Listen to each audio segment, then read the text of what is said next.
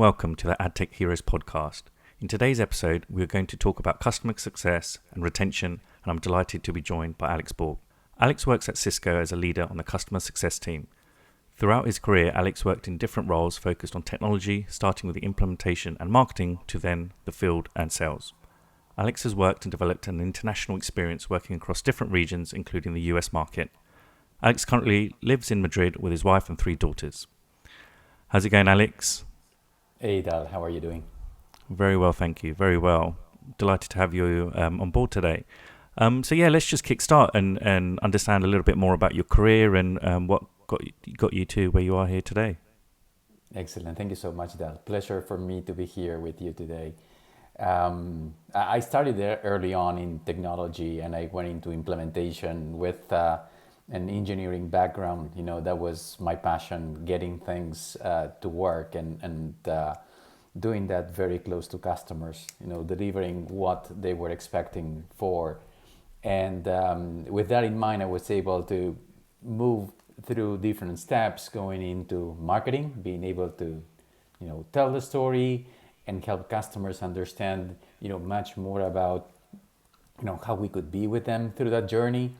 And moved into partnerships and later into sales, you know, carrying the bag, but also leading a sales team in different areas. You know, one of the ones I enjoyed the most was selling in the Southeast US, and we were covering multiple states and having a great experience of connecting at different levels with our customers. And that took me into customer success.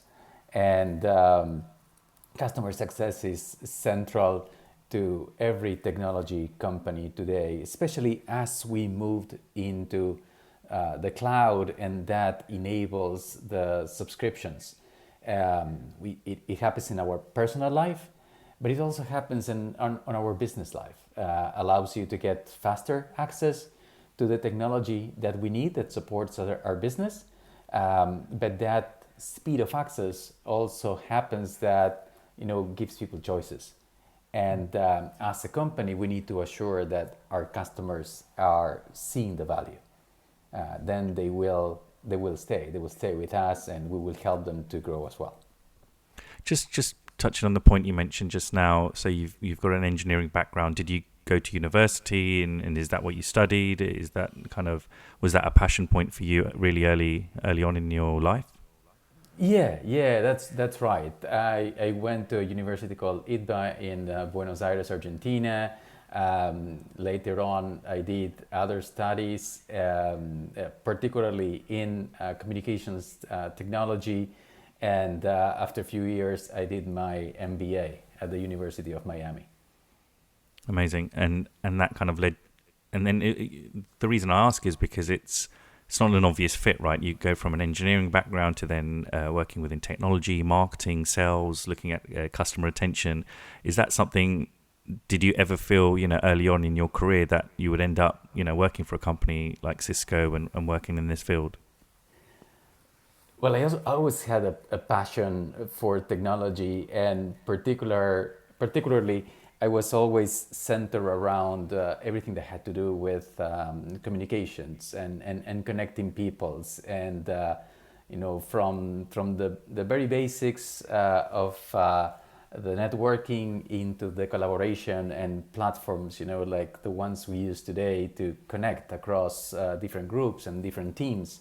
And in all these cases, you need to understand that factor of, you know, what is expected, because there's going to be a change in the customer, and that's what we look from a sales perspective.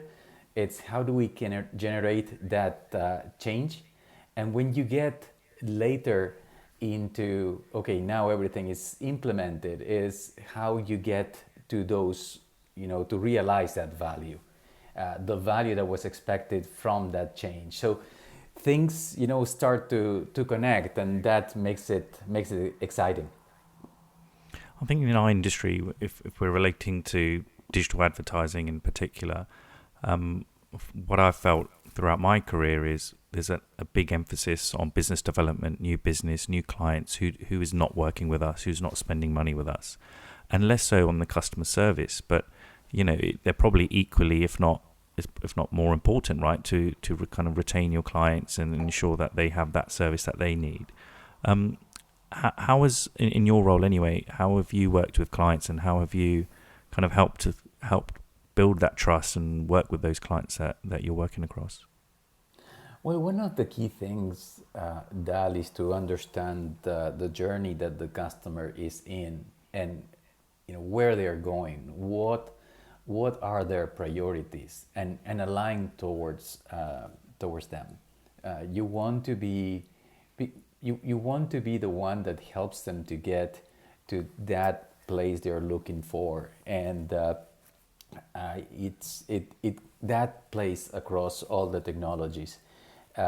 We talked before a bit about value, and that's what you want to assure that you're delivering. People don't buy a product, people don't buy a drill, people buy something that gets them to do a hole. And if there's something else that is not a drill, that's they will go into.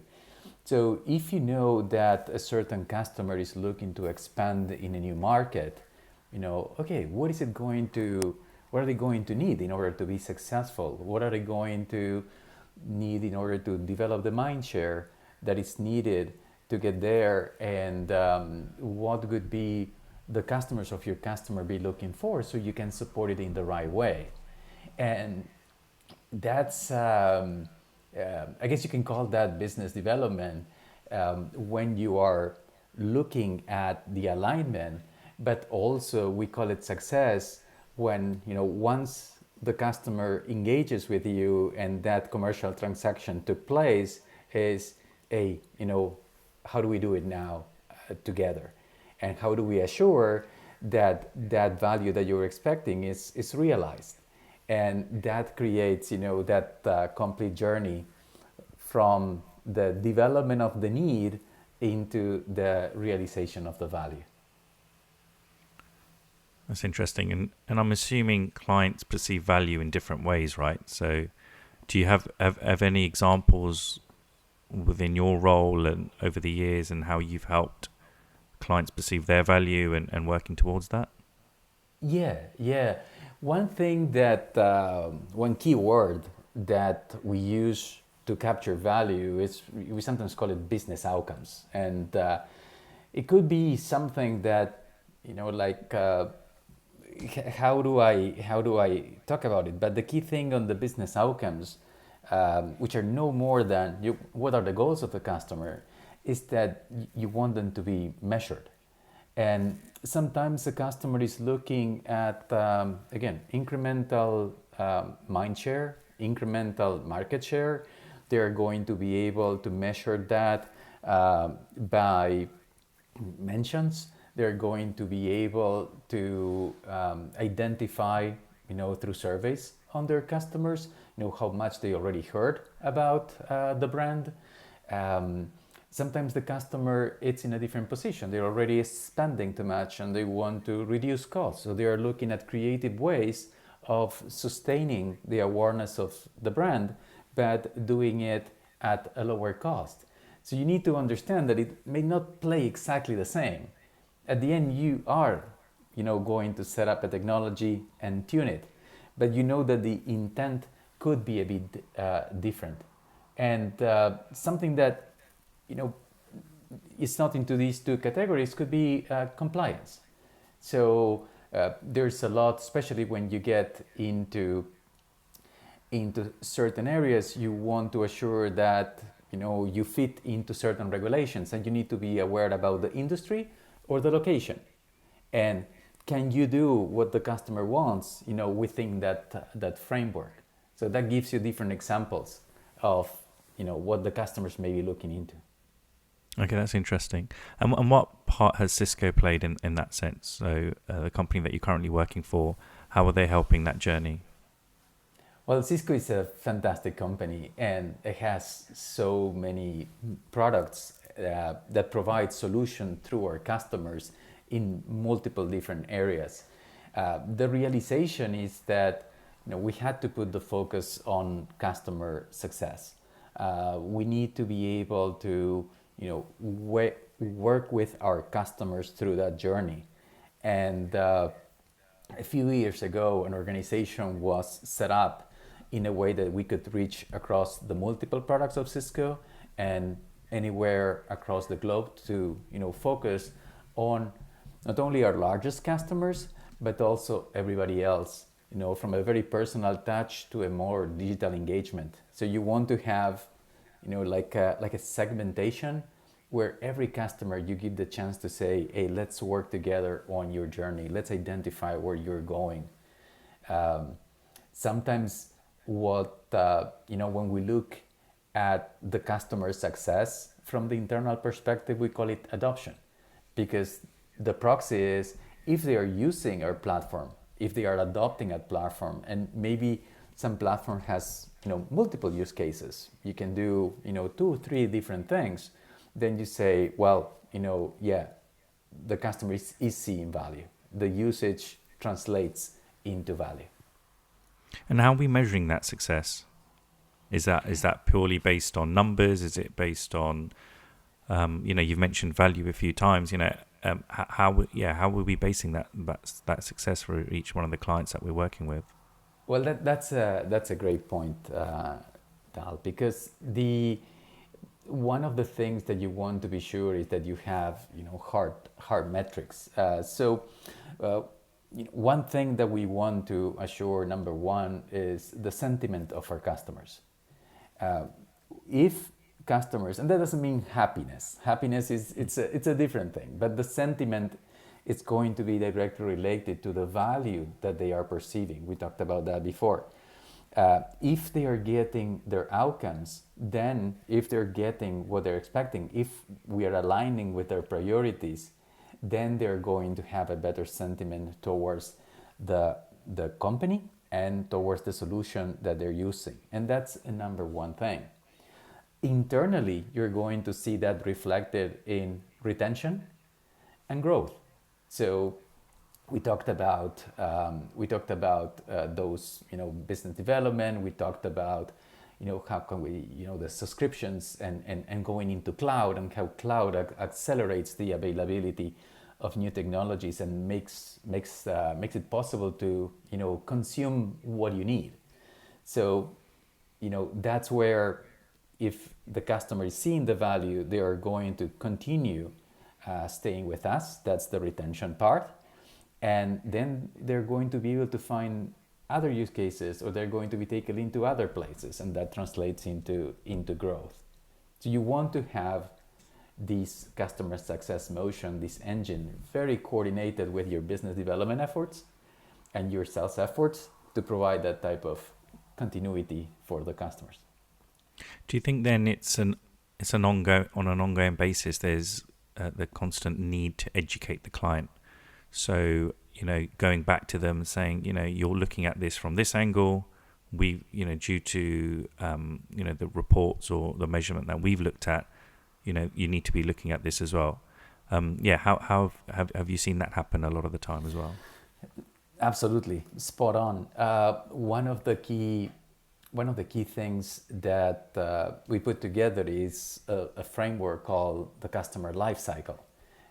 So basically, you can map that customer journey through different stages, and the more the customer progresses on those stages, the more value they are getting, up to the point that they're using, fully using a platform across multiple use cases with the latest functionality.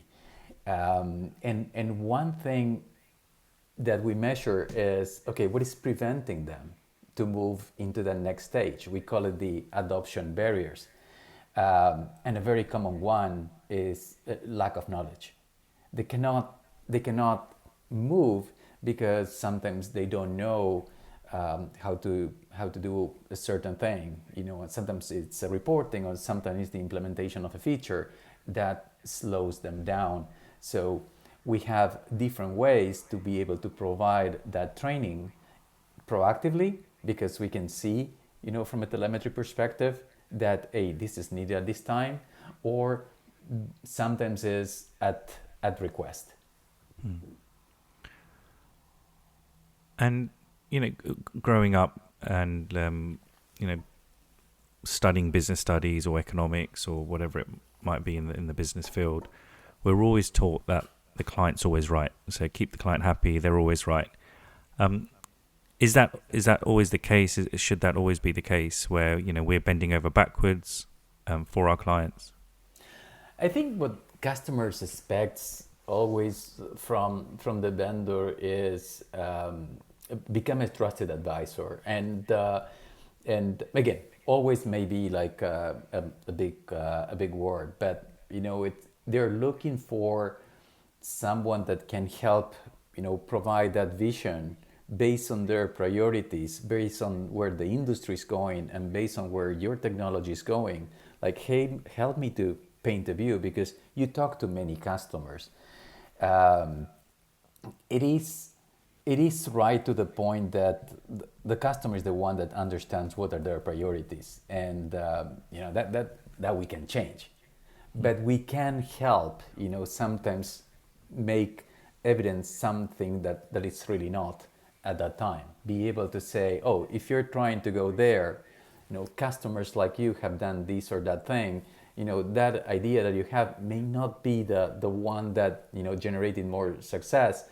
And that's when they look into us, because we talk to many customers that could be in a similar position.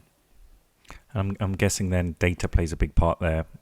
It's all well kind of anecdotally telling them that, but they'll probably want to know where's the data to back this strategy or back this approach. Is that something, I suppose Cisco and yourself, you've access to tons and tons of data where you can then go after and speak to your existing clients and push them in the right direction?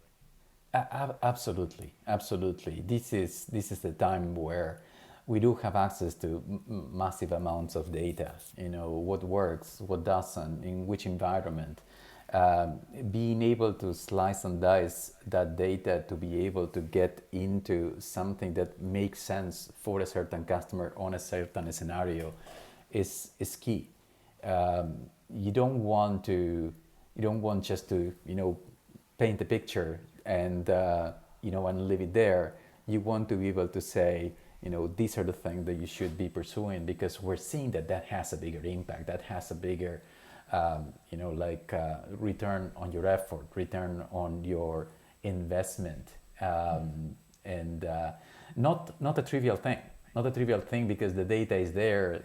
The trick is being able to analyze it and put it in a context that everybody can consume it. Keeping things simple, it's one of the most important things that we can do for our customers, because there are plenty of opportunities to show a million reference points and make it very hard to drive any conclusions. So it's important for salespeople to keep things simple. I totally get that. I think I've probably been through hundreds, if not thousands, of sales pitches, where I've worked on or been pitched to. And a lot of the time, I suppose, 15, 20 minutes into the presentation, you still don't understand what the company does. And, there's lots of graphs, lots of charts, lots of slides. So I think that is definitely important, is to just strip things back and have a conversation, especially in the media owner space, which is where I've worked, pitching to agencies, pitching to clients. Sometimes you just need to, first of all, ask the question, right out from the beginning, what do you guys need? What's not working for you guys in your existing strategies? And then you can adapt and change your sales pitch, rather than going in with a template for, brands that working across different sectors, different KPIs, different metrics that they're looking at. That one size fits all approach definitely shouldn't be used, in my opinion, anyway. So my question is, how do we train sales teams? And you've worked in sales teams, so how would you train these sales teams to be, not just focusing on this kind of like one size fits all approach and having a template and, cold calling, whatever you want to say, just so that there is a focus on customer retention and success? Well, you brought up two key points. One is the training, but the other one is the training in order to drive success. And the importance is that we don't want to close the first cell and that's it, and generate a situation where, the customer gets in, uses the product for some time and then they leave. They want us to stay with us, and it's very important on how we position things. The other key point that we will always say in sales is, back to those outcomes. How am I going to help the customer, align with their priorities? And that's what we want to do. That's the type of training. It's once we understand again that the customer, let's say, it's going into a new market, and they need to improve their brand awareness, or they are looking into a specific campaign to a certain group, then we'll put the effort towards that, and then everything will become very, very evident. Then we can go into the details and say, yeah, if you want to approach things in this or this other way, but the conversation changed completely from a platform explanation into an alignment to a goal. And that's what generates excitement from both sides. In many cases, we are tempted to show, we are also working with, brand A and brand B, which are interesting only if those are cases that align with what you're looking for. Otherwise, it's like, yeah, I get it. To your second point, Dal, it is key. That is the connection that we need to assure exists on what we sell. We want to assure that it can be delivered, that it can be executed, that the customer can realize that value, and not only immediately after an implementation, but on a continuous basis. So sometimes if we try to make something that is very customized and very adapted into a certain situation, we may have a risk to say, it's very, very, very specific to you, but at the end, there could be a chance that the execution doesn't take in time. The execution, takes incremental resources. So that's where it's important to be able to have that bigger picture on overall, how do we, what we provide aligns with the customer goals, the customer needs. And we mentioned a few things, but again, time, cost, ability to running in an effective way, those could be other elements that also have a weight. Amazing. And, we've talked about data, we've talked about value, we've talked about measurement, but how important is a simple client relationship within customer success and retention? It must be super important, right? Yeah, I fully agree. And that's why every company needs to have a segmentation and say, okay, I'm going to look at my largest customers, probably with a much closer intimacy. And that would mean that we have customer success executives, and aligning to them to understand those priorities, drive the value that they need, and at the same time get those results that we were talking before: sentiment, retention, growth, and of course you also need to be present for the rest of the customers. So maybe you have a strategy for that next segment that it's a bit more programmatic, where you can still reach out to them, maybe from time to time, and according to the usage that you get to see. And then for the rest of the customers, you can have more like a digital engagement. But we need to be there. We need to be on the side of our customers as they go into their journey. And on that point then, so what would your advice be for organizations that might feel that they're not paying as much attention on customer retention and customer service in general, and like I said, focusing more on the business development side? Is there certain tools that they can use, anything online that they can have a look at? What would be like just a few simple steps of kind of focusing on it within their teams?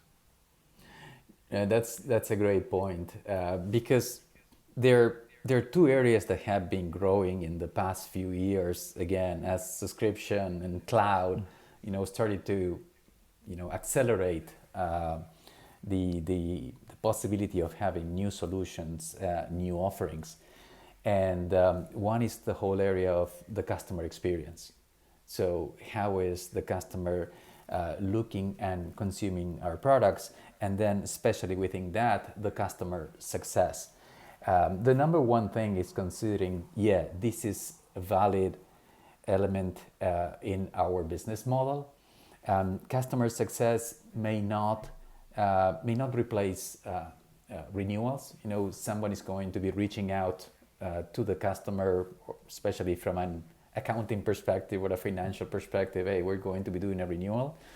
The position of customer success is to assure that the value is being obtained, that the platform are being used, and not just for the original use case, but for other use cases. So there's plenty of technology out there, ways to be able to structure what is called a success plan in a very simple way. Which customers are we talking to, and when, and how do we define what's success for the customer, and how do we get there? So a few technology platforms to do that, and at the same time to be able to track how we are taking those actions internally, and be able to connect with the information and usage we get to the customer. So plenty of tools out there. Not only in the more, as we said, more executive version of customer success, but also on the more digital version, where we are, not just sending a communication, but basically building a journey with them and being able to guide them through that journey. And so you get with the right information at the time that you see they will need it based on their usage. So plenty of technology out there. Yeah, I think that's a good point you just mentioned now. Again, relating back to the digital advertising industry, we're working with our clients to ensure that brands are, having the best exposure within their clients, or whether it might be sales, or, various different performance metrics are looked at. But we don't really, once the campaign's finished, we're not really going back in and asking them and getting feedback off them, which is just as important, right? Because you don't know, for whatever reason, it might not just simply have worked out, what we did, and in the future you don't get rebookings, and you're kind of scratching your head like, why have we not got this booking in? And whereas if you just simply ask the question, is there a reason why you're not rebooking with us? How did the campaign go? Can we provide more information, etc.? I like I said, this isn't happening as much. So have you seen that as well? Like, you constantly been needing, but then you're asking for feedback, but you don't always want to, every day to be asking for feedback. So do you think there's a certain time you should ask for feedback? Is there any kind of rule that you shouldn't be asking too much at a certain point in time? I think, again, Dal, you're bringing up great points, because sometimes we're going to get, like very, very specific on, like a particular thing. Again, customer is looking at new market, or customer is looking at something that is seasonal, and but always, like, be aware about the bigger picture. Where is their business going? Where are they trying to go? And you'll see that, on that journey, on those priorities, there are going to be multiple opportunities of engagement and helping each other. And that's what you want to build. You want to build a journey. You want to see what gets them there, because sometimes, you may be addressing a very specific initiative, but that's part of a much bigger priority that you can help the customer with. And it's a matter of going back into becoming that much more trusted advisor, be able to bring examples, and it may not be trivial for sometimes our customers to visualize that journey completely, and that's why the opportunity is to build a connection and work side by side. And again, just starting for there, there is going to be something that triggers meeting, and then it's saying, but why do you want to do this? And sometimes when you get into that why 2, 3, 4, 5 times, you get exactly into, okay, what is generating all this series of efforts, and that can help you visualize in a much bigger way. Oh, okay, this is the journey you're taking. We're contributing to this, but yeah, this can be one piece on a series of things that we can put together, if that makes sense, if that's what they're looking for. Definitely. And I think another thought I just had now, when it comes to customer success, the word kind of transparency kind of pops into my mind. So it's super important to be transparent with your clients, right? And you can't train somebody or train the sales team to do that. It's something I believe innate. You're gonna be transparent, or you're not going to be transparent, and that kind of builds on what we've already discussed around trust and really listening to your vendors and kind of advice that they're giving. But when I mean transparency, I don't think it just means transparency in your product, in your company, but transparency in you as well. So for example, I work with lots of different agencies and clients. I'm totally transparent. This is the target that I have for this quarter this year. This is what I need to achieve, but not in an aggressive way. But it's more, these are my targets. I'd love to understand what your targets are and see how, one, on an individual basis I can help, but also one at a company level, how we can help. So, what are your company's targets this year? What are you focusing on? What are the key areas? And then what are your individual targets and the key areas you're looking at? And then what I try to do is try to help and facilitate that. And I think that's super important within customer success, is to have that transparency and that open conversation with the clients. I agree. You want your customer to be able to understand where you can be of help and where you cannot. Because but is that just as important, do you think? I think that's a good point you mentioned. Salespeople are yes people, right? Salespeople say, yes, we can do this, we'll find a way. How many times do they put their hand up and say, I can't do this? You look to the competition or look to someone else. Yeah, that's definitely a good point. Yeah. It might be something that it's not even direct competition. It may be something that you need to look into this type of area, but I can help you here, because again, we don't want to just sell. We want to be able to provide that value to the customer. That makes it so much exciting, and makes it so much rewarding at the same time, because and so much easier to build together with your customer. And what's your opinion on who should own this space? Is it the salespeople? Is it back-end kind of operations, account managers? What have you seen worked well? Is it a combination of different departments that all work towards that customer success? And then again, the word transparency comes up.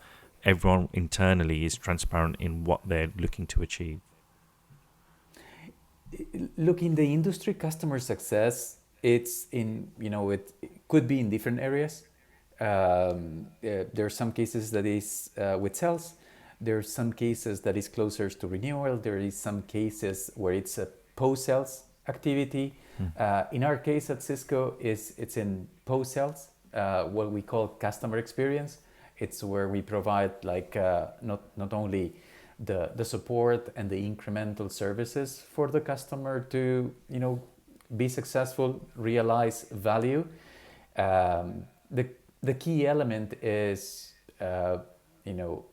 understand the function and how is it going to be able to help your customer, and it's going to help you across those three key metrics. The improve the sentiment, improve the retention, improve the growth. And then you can look, depending on how the companies are organized, it could fit better one place or the other. Maybe it has its own, reporting line into the CEO because that's the right thing to do at a certain time. That makes sense. I've got one final question for you today. It's been amazing talking to you, and I'd love to hear your thoughts on this final question. If you had a superpower in technology or marketing, what would it be? Well, I think one of the key superpowers, like when you look into, I always like Superman a lot, and they had that vision, special view that was the laser. But I like that possibility of seeing the vision, being able to paint the picture that we're going into the future. Because technology is very dynamic. The way business is being run, it's very dynamic. What we were doing a few months ago, may not be the thing that is going to take us into the next 3 months, into the next 3 years. So vision is a fantastic superpower to have. And again, so always that future always vision. Be positive. Yeah, that future vision.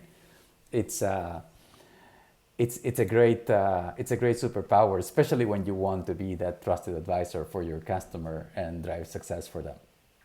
So kind of like always knowing what's about to come, kind of thing, looking into the future. Yeah, the good things. Only the good things, of course. Brilliant. No, I think that's all we've got time in today's episode. Thanks, Alex, for your time. Thank you so much, Dal. It's been a pleasure.